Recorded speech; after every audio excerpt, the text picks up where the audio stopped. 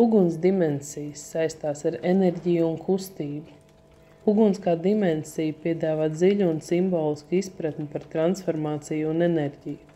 Šajā dimensijā uguns nav tikai fiziska parādība, bet gan simbolisks elements, kas attiecās uz mūsu emocionālo un garīgo fizisko pieredzi.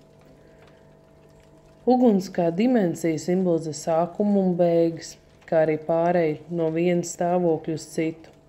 Tas ir spēks un enerģija, kas ir saistīta ar dzīvību, cikliskumu un pārmaiņām.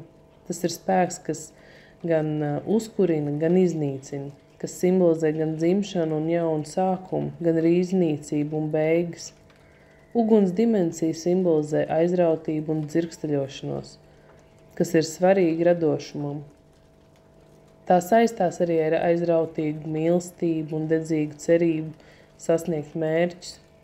Tā skaistlība un siltums var dot mums spēku un motivāciju pārvarēt šķēršļus un sasniegt savus sapņus.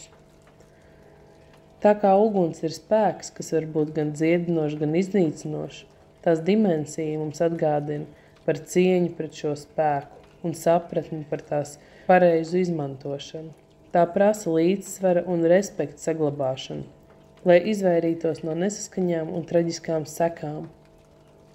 Kopumā uguns dimensija mums atklāja dziļu izpratni par transformāciju, dzīvi un mūsu vietu tajā.